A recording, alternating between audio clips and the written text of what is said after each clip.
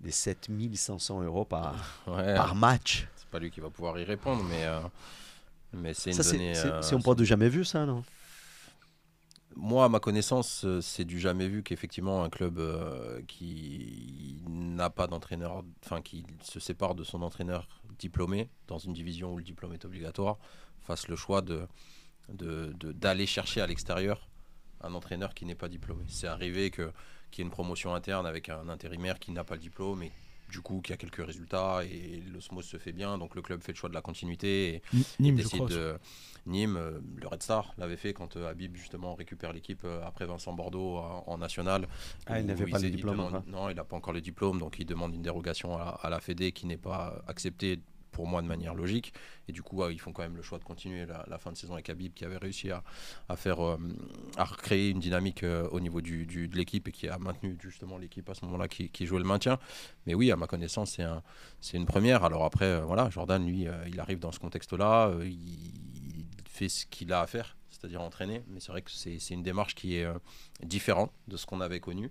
Maintenant, il l'a expliqué aussi tout à l'heure, dans le premier entretien qu'il a eu avec le directeur sportif, on lui a dit qu'on était conscient de la situation au niveau de son diplôme et que c'était un choix. D'ailleurs, ça avait été expliqué par Alexandre Miliez aussi à ce moment-là, quand ils étaient à la recherche du nouvel entraîneur, qu'ils avaient fait le choix d'ouvrir la palette d'entraîneurs potentiellement qui pouvaient arriver au club en ouvrant aussi les candidatures et leurs réflexions aux garçons qui n'avaient pas le diplôme. Donc c'est un choix qui est assumé par le club. Maintenant, c'est sûr que ça fait un petit peu causer. Comment ça se passe à niveau diplôme? Tu es en train de faire ces diplômes-là qui te manquent? C'est le, BEPF. c'est le niveau qui te manque encore? Aujourd'hui, C'est le UFA, celui-là? non, c'est UEFA l'UEFA Pro. Pro. C'est en fait Ça, c'est le pro. C'est le dernier, c'est le dernier. C'est le le dernier. diplôme qui permet d'entraîner en Ligue 1, en Ligue 2 et maintenant en National, puisqu'il y a quelques années, c'était le diplôme obligatoire que pour la Ligue 1 et la Ligue 2. Et qu'il y a quelques années en arrière, ils ont passé ce seuil jusqu'au National. Où Les règles, non?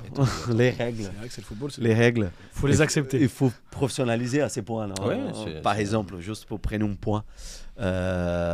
Et donc, c'est celui-là qui te manque. Aujourd'hui, c'est celui qui me manque Ok. et sur lequel je vais postuler. À toi, Je l'ai- postuler je pour l'espère, faire. la saison ouais. prochaine. Je l'espère pour la saison prochaine. Ouais. La semaine prochaine, toi, le résultat? Non, Saison la prochaine. saison prochaine. La saison prochaine, pardon. On espère tous, hein? C'est gentil. Ouais. Ouais, mais On espère tous. encore une fois, on en parlait la semaine dernière avec Stéphane Mazala. C'est celui-là qui a 20 postes, c'est ça, disponible? 10 par saison. 10. Ouais, donc c'est un. Même Stéphane n'a pas, non? Non, Stéphane, ça fait 2 fois, je crois, qu'il se présente. Donc il est sur la première liste, il passe les tests et qu'il n'est pas pris pour la sélection finale. C'est un fonctionnement qui est particulier chez nous. Là aussi, je me suis déjà mouillé là-dessus, moi, personnellement. Je pense que c'est une chose sur laquelle on doit s'améliorer en France, parce que ce soit dans les critères de sélection et dans l'ouverture aussi, je pense qu'il faut aussi agrandir le nombre de possibilités et revoir un peu certains critères parce que pour un entraîneur du profil de Jordan, alors lui ça va être un petit peu différent quand même puisque maintenant il est en poste dans un club de national, donc je pense que ça va l'aider. Mais c'est vrai que pour les garçons issus du milieu amateur, aller passer ce diplôme-là, lui il en parlait déjà sur le DES déjà. Parfois, pour les garçons issus que du parcours amateur, c'est déjà compliqué d'arriver, donc le diplôme juste en dessous, qui permet d'entraîner en N2, en N3 et sur les équipes nationales de jeunes. Le BEPF, c'est encore un stade supérieur et il faut espérer que son parcours à Versailles lui permette d'être dans la continuité pour pouvoir se présenter et être accepté pour passer ce diplôme-là, parce que effectivement, avoir un club qui a une amende considérable à chaque match, donc en national c'est 7 500 €, je crois qu'on est à 12 500 en Ligue 2 et 25 000 € de mémoire par match en Ligue 1. Bon, c'est sûr que c'est des choses qui font réfléchir. Maintenant, c'est vachement cher. Ouais, mais c'est parce que la volonté, c'est effectivement d'avoir des entraîneurs diplômés. Alors après, il y a une dérogation, donc comme on disait, pour les entraîneurs qui font monter leur équipe. Toi, on a des relations? Tout à l'heure Non. Arnaud, lui, il l'a pas. Mais on en parlait tout à l'heure quand il était à Bourg. Quand il était premier, effectivement, c'était un des axes de sa réflexion quand il a quitté le club. Parce qu'effectivement, s'il était monté avec Bourg, il avait la possibilité d'entraîner l'équipe en national parce que c'est lui qui avait fait monter l'équipe. Ah, ok, c'est là que tu peux utiliser la dérogation. Voilà, effectivement. Okay. Et donc après, il n'y a pas l'amende puisque c'est lui qui a fait monter l'équipe. Ouais. Là, c'est pas le cas puisqu'il arrive en cours de saison à Versailles. À l'heure actuelle, forcément, il n'a aucune garantie de pouvoir être sur la composition de formation de la saison prochaine. Ouais. Donc c'est un critère à prendre en considération. Donc il faut espérer pour lui que son travail soit reconnu et qu'il puisse se présenter et être accepté pour la formation. C'est quoi le coach qui t'inspire? Guardiola? J'en ai beaucoup. Il y a Guardiola parce que c'est le haut niveau et c'est le très haut niveau. Pierre Sage fait partie des personnes qui m'inspirent, mais avant qu'il soit entraîneur de l'OL. Zerbi, ça te dit quelque chose? Karim Mokedem, qui est aujourd'hui aussi un national, était quelqu'un qui m'a inspiré aussi dans son travail aussi à ce niveau-là. De Zerbi à l'Olympique de Marseille, j'aime beaucoup. Ouais. Jürgen Klopp dans ce qu'il dégage. Mourinho dans ce qu'il faisait, dans son management. Pour avoir suivi l'OL aussi, j'aimais bien Bruno Genesio, pourtant qui était très, très critiqué à l'Olympique Lyonnais, mais qui amenait quelque chose aussi dans le jeu. Voilà, je regarde beaucoup, franchement, je regarde beaucoup de coachs et je pioche à droite, à gauche. Après Guardiola, et parce que j'ai grandi aussi avec le Barça depuis tout petit, et c'est l'un des coachs sur lequel aujourd'hui je suis le plus ouvert. Cruyff par rapport à ce qu'il faisait, Ricardo Lavolpe, que tu dois peut-être connaître, qui était au Mexique, Marcelo Bielsa.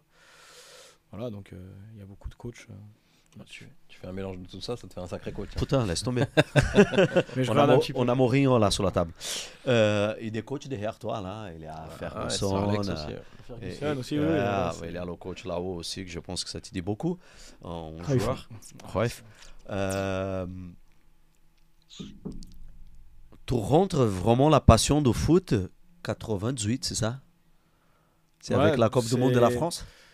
Je me trompe? C'est là qu'il te dit. Moi, oui, à 8 ans, j'ai commencé à 7-8 ans le foot. Moi, mon père est un passionné de foot.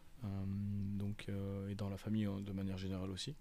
Beaucoup sur le foot espagnol. Mais eux, c'était plutôt le Real Madrid et à l'époque de Raoul, etc. que le Barça. Je suis le seul dans la famille à être pour le Barça depuis tout petit. J'étais déjà différent sur ça. Et c'est vrai que depuis tout petit, je suis rentré dans le foot en 98. J'ai commencé ma première licence. Ouais. Donc la Coupe du Monde de la France, ça t'y touche? Je pense, ça a touché ma génération, je pense. Je pense que ça a touché beaucoup de monde, mais je l'ai même pas trop regardé cette Coupe du Monde.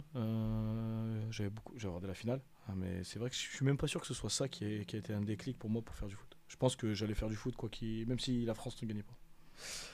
Il y a un championnat aujourd'hui qui t'inspire plus qu'un autre? Tu arrives à regarder un peu les matchs à l'étranger? Ouais, je regarde. Alors je regarde toujours le Barça parce que c'est le club que je suis depuis le début et j'aime beaucoup ce qu'ils font. Je regarde les grands matchs. Après, aujourd'hui, je regarde moins le foot à la télé qu'avant. Avant, je pouvais passer des heures et un week-end complet à regarder du foot. Aujourd'hui, tu n'as pas beaucoup de temps? Aujourd'hui, moins. Il y a le temps. Il y a aussi le fait de aussi se régénérer le cerveau aussi le fait de se régénérer le cerveau aussi avec autre chose que du foot. C'est fou tout le temps. Je pense que c'est important. Il y a la famille aussi aujourd'hui où maintenant je suis marié, j'ai aussi des enfants, donc il faut aussi donner des priorités quand on a du temps libre, parce qu'on n'en a pas beaucoup et on déconnecte très peu le cerveau de son équipe.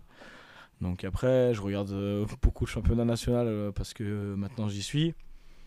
J'aime bien aussi regarder la Ligue 2 parce que c'est le niveau juste au-dessus et donc du coup c'est de savoir aussi un petit peu quel football est mis en place, qu'est-ce qui fonctionne aussi dans ce championnat-là. Après, je suis beaucoup sur le championnat espagnol, parce que c'est là où j'ai mes affinités, et la Première Ligue, parce que ça reste le grand championnat, et le championnat allemand. Même si des formations rapides ou des stages, tu as passé quelque chose en Espagne? Ouais, j'ai fait un stage à l'Atlético Bilbao. C'était intéressant? Très intéressant. Ouais, sur notre culture du foot? Sur la culture, justement, c'était plutôt sur la culture, sur l'ADN un petit peu, et cette identité assez forte qui est le football basque et en l'occurrence à Bilbao. Donc comment ils arrivaient à entretenir ça, à développer ça et à fonctionner et à avoir un niveau dans le temps qui est quand même, parce que c'est l'un des clubs qui est en Liga depuis très très longtemps et qui a quand même des résultats aussi assez réguliers avec uniquement des Basques dans une région où il y a beaucoup de clubs et il n'y a pas non plus un vivier énorme. Donc c'était quelque chose qui m'intriguait et je voulais voir un petit peu comment ils travaillaient et comment ils se développaient justement là-dessus avec très peu de moyens et ils arrivaient à faire de grandes choses. C'est vrai. Tu parles espagnol? Oui. Muy bien? Un poquito. Il a l'accent, t'as vu? Oui, Seigneur. C'est la première fois que tu te déplaces et c'est très récent, donc je ne vais pas te poser cette question. Mais tu penses dans quelques années d'y aller à l'étranger, ça t'arrive une offre? Tu es ouvert à ça? Ouais, après, peut-être pas tout de suite parce que oui, non. je pense que Tout de suite, on a un projet avec La Versailles. France, je trouve qu'aussi c'est un bon vivier sur le plan du foot. Il y a bonne chose. Ouais. Mais oui, l'étranger, je sais qu'aujourd'hui, un jour, j'irai sur l'étranger et pourquoi pas sur le football espagnol parce que c'est là où j'ai. Ouais. Et en tant qu'Espagnol, c'est aussi une fierté d'aller pouvoir entraîner. Toi, la double nationalité, Jordan? Oui. Ah, ok. Ouais. Qui est qui a la famille parle espagnol? Tout le monde? Bah, du côté de mon père, tout le monde, ouais. Côté ton père. Ouais. Ton père, il est né là-bas? Mon père est né là-bas, ouais. Mon père est né là-bas, ma tante est née là-bas. Il parle espagnol avec toi? Oui, non, très peu. Non, très peu. Ma grand-mère, quand elle était encore de ce monde, parlait uniquement espagnol, elle parlait pas français. Donc c'était espagnol. Tu passais les vacances là-bas, tout ça? Ouais, on est passé, je vais régulièrement en Espagne. J'ai testé été en Espagne, donc non, je suis... Donc sois pas surpris si tu vois arriver le nouveau Lamine Yamal du côté du FC Versailles. Barça, un nouveau coach, t'imagines? On vient à Barça faire un autre podcast. Je voudrais te piquer sur cette question-là, parce que je pensais, j'ai dit, il faut que je pose aussi cette question à Jordan. Souvent, je posais à des joueurs qui ont été ici en face à moi, qui ont été d'origine africaine. D'accord. La question des coachs noirs. Comment tu vois ça en France? Tu peux, si je peux me permettre, je pense que tu peux l'élargir parce que le oui. noir ou en tout cas issu de l'immigration, parce qu'il n'y a pas que les personnes de couleur noire, mais on est en pleine période aussi avec ce qu'on a vu, ce qui s'est passé il y a quelques jours avec Mehdi Benassia, donc sur les personnes de personnes maghrébines, mais je pense que tu peux l'élargir aussi aux dirigeants dans le football, que ce soit dans les instances ou dans les clubs. Ça, c'est une question ça se discute beaucoup au Brésil. Oui, on en parle beaucoup. Ça se discute beaucoup au Brésil, ça se dit la même chose au Brésil. Parce qu'à la fin, tu sais, pourquoi ça me touche depuis un moment. Je travaille les podcasts après. Je vais réécouter le podcast. Et les joueurs racontent, parce que j'étais avec Loco Chicks, et je vais chercher les infos, je vais voir, putain, c'est toujours des coachs blancs. Mais les joueurs, ils sont la grande majorité noirs, d'origine africaine ou arabe. C'est inquiétant, quoi, pour moi. Comment tu vois ça? C'est assez marrant parce que j'avais cette discussion avec Charlie Tange, qui est un ancien international camerounais et qui est dans mon staff, qui est l'entraîneur des gardiens. Et on discutait de ça, où il y a très peu de coachs, en France en l'occurrence, Ligue 1, Ligue 2 nationale, d'origine maghrébine ou black ou noir, africain. Il y avait Omar Daf, je crois, en Ligue 2. Il y a Omar Daf, il y a Karim en national. Qui a eu des problèmes d'ailleurs avec certains supporters de Sochaux. Et avec Sochaux, ça a été compliqué justement par rapport à ça. Et aujourd'hui, je crois qu'il y a le coach de Strasbourg, mais qui est un étranger de base, qui n'est pas issu entre guillemets de la population France là-dessus. Donc après, je pense qu'aujourd'hui, c'est là aussi où... Mais ça, c'est plutôt d'un point de vue... au-delà du foot, mais c'est ce qui représente aussi la politique et la France d'aujourd'hui, c'est que c'est très peu ouvert et qu'il y a des non-dits, mais ça reste un pays qui reste fermé sur certaines choses, et en l'occurrence sur ça, on ne va pas se le cacher. Moi, je suis bien placé pour le savoir, je suis issu d'un quartier, je suis marié avec une maghrébine, je m'en cache pas, et je sais qu'aujourd'hui... Voilà, il y a un racisme entre guillemets sous-entendu. Alors je dis pas qu'aujourd'hui dans le foot il y a du racisme, mais... Tu as vécu des situations de racisme? Moi personnellement non, mais j'en ai vu. Ouais, du racisme. Avec ton équipe? Avec mon équipe, ou même aujourd'hui quand tu es dans un club comme Lyon-La-Duchère, t'es vu différemment qu'un club... J'ai été vu différemment dans un club comme Bourg-en-Bresse qu'un club comme Lyon-La-Duchère. Et pourtant... dans les deux clubs, ça travaillait très bien. Il y avait des bonnes choses et des bons côtés et des avantages et des inconvénients. Parce que c'était un club qui était à majorité maghrébine. Sur le terrain, c'était majorité des maghrébins ou des blacks. Et t'es pas vu pareil, de par les instances ou autre. Je parle en transparence encore. Hein, c'est une réalité. Mais c'est une réalité aujourd'hui qui est valable dans tout milieu, et même dans le milieu de l'entreprise ou autre. Donc aujourd'hui, c'est à nous de changer ces mentalités. C'est aussi aux personnes issues de l'immigration de pousser, d'aller chercher des compétences pour pour taper à la porte et que les gens soient ouverts et que avec les mentalités et de faire changer les mentalités, ça changera peut-être quelque chose. Et aujourd'hui, moi, je suis pour ouvrir et donner la chance à tout le monde. Moi, je suis pas issu de l'immigration africaine, mais dans mon parcours et aujourd'hui dans mon profil dans le foot, je sais que voilà, c'est un parcours assez atypique aussi.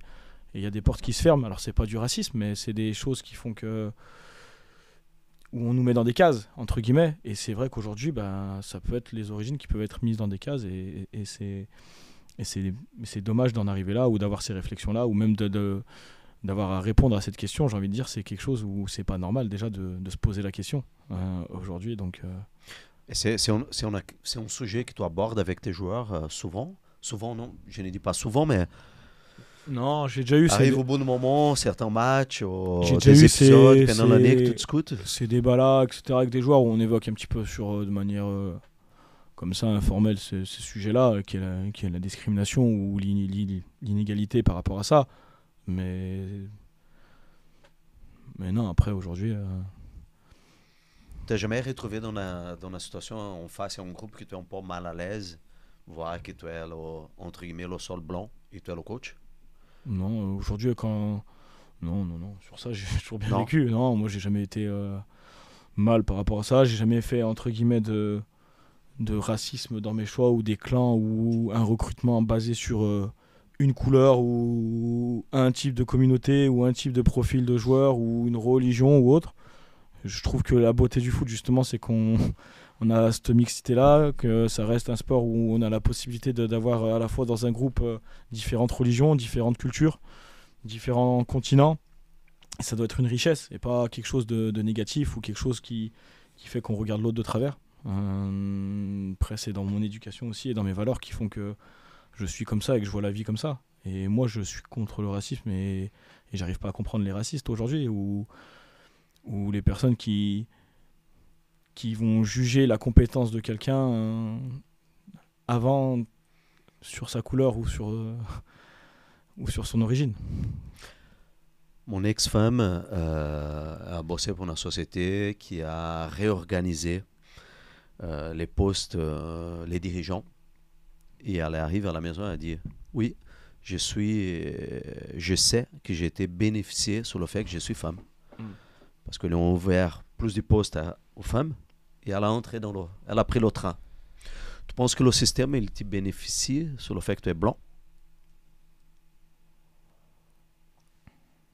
La shortlist, par exemple. Je sais pas, il faut poser la question à mes dirigeants. Moi, je pense que non, pas à tes dirigeants, mais tu penses que le fait d'être blanc, moi aujourd'hui, c'est un plus? Au FC Versailles, si vous prenez l'exemple du c'est moi, je vais dire ça, mais... Le FC Versailles, si je prends cet exemple-là, Salomon Kachala, qui est le directeur sportif, qui est d'origine congolaise, qui est black. Je voulais pas, non, mais par exemple, je voulais pas parler de Versailles. Non, mais par exemple, fait partie en général, depuis ta carrière, depuis ton début. Des seuls directeurs sportifs black à ce niveau-là, Michael. Non, ouais, il doit pas y en avoir beaucoup. Donc c'est vrai, il n'y en a pas beaucoup non plus dans ces postes-là. Moi aujourd'hui, ouais, le fait d'être blanc, est-ce que j'ai eu des avantages peut-être par rapport à d'autres? Je sais pas, peut-être. Sur l'accès au diplôme, je sais pas, je pense pas. C'est compliqué de dire... C'est toujours sensible. Et puis c'est un sujet, ouais, voilà, mais... je voulais aborder avec toi parce moi, que c'est important la discussion. J'ai pas vu du favoritisme ou autre. Et après, c'est vrai que moi, de mon côté, j'ai pas vécu une situation discriminatoire, donc je peux pas être à la place des personnes qui l'ont vécu ou qui le vivent au quotidien là-dessus. Mais après, il est aussi important de préciser, pour être dans l'équilibre, parce que là, on est aussi très très lucide et très conscient des différentes inégalités qu'il peut y avoir sur les postes à responsabilité, parce que c'est toujours ce qui pose problème, bien entendu, quand on avance dans des postes à responsabilité, que ce soit dans les clubs ou dans les instances LFP et FFF. Mais après, comme l'a dit aussi Jordan, il est important de préciser aussi que ça passe aussi par la conviction des minorités que leurs compétences doivent leur permettre d'aller postuler. Il ne faut pas que ce soit non plus l'effet pervers de se dire de toute façon, comme je sais qu'il va y avoir des inégalités, je ne vais pas y aller. Je ne vais pas me présenter, je ne vais pas faire ci, je ne vais pas faire ça. Parce que moi, c'est des choses que je rencontre aussi, que je vois. Et c'est là où c'est important de dire aussi non. Effectivement, on souligne les problématiques qu'il peut y avoir par rapport à ça. Mais c'est important aussi qu'à l'inverse, toutes les personnes qui sont issues de l'immigration et des minorités soient convaincues que leurs compétences, quand ils en ont, ça doit leur permettre d'aller chercher, de continuer à provoquer ce truc-là, de continuer à postuler. C'est important. De continuer à aller chercher, de continuer à se mettre en valeur, ce qu'ils sont capables de faire, de montrer qu'ils sont au moins aussi compétents que certains, voilà, et de ne pas se décourager, justement, pour pouvoir réussir à inverser les choses. C'est aussi important qu'il y ait de plus en plus de personnes qui, encore une fois, quand ils ont l'envie et les compétences, soient capables d'aller se présenter et d'aller à des postes à responsabilité. Parce que c'est, comme le disait Jordan, c'est incroyable qu'on soit amené à se poser la question. Moi, j'ai travaillé dans plein de clubs. Pas une seule fois, j'ai eu la réflexion même de me poser la question de savoir combien j'ai de blacks dans mon équipe, combien j'ai d'arabes, combien j'ai de blancs. C'est tellement... je sais pas, c'est tellement particulier d'avoir cette réflexion-là que je me dis déjà, juste y penser, je trouve ça hallucinant en fait. Parce que là, j'ai travaillé à Versailles, je suis incapable de dire à Versailles combien on avait de joueurs blacks, combien on avait de joueurs blancs, combien on a... Parce que je me suis posé la question, jamais posé la question, et que surtout, le jour où je me pose cette question-là, c'est que j'espère que je me la poserai jamais, en fait. C'est qu'il y a un vrai problème si un jour je me pose la question de savoir combien j'ai de joueurs de couleur dans mon équipe ou autre. Donc, mais je pense qu'il y a des personnes qui se posent cette question.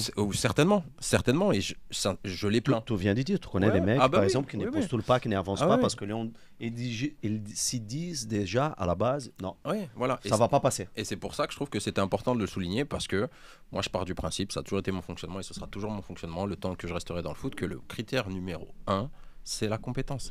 À partir du moment où tu as des qualités à faire valoir, eh ben, écoute, essaie d'ouvrir les portes, de les forcer, même s'il faut les forcer, avec tes compétences. Et puis après, advienne ce que pourra. Mais la priorité, pour moi, et on en a parlé sur plein de sujets différents, ça doit toujours être la compétence. Donc quand on en a, ou quand on en a un peu moins mais qu'on veut se développer, bah, il faut y aller, ouvrir des portes, aller faire des formations, aller faire des choses, montrer qu'on est capable d'eux. Et puis après, la réalité, on la prend parfois en plein visage, mais au moins, on sait que nous, de notre côté, au niveau des démarches, on a fait ce qu'il fallait pour se donner les meilleures chances possibles de réussir et d'y arriver.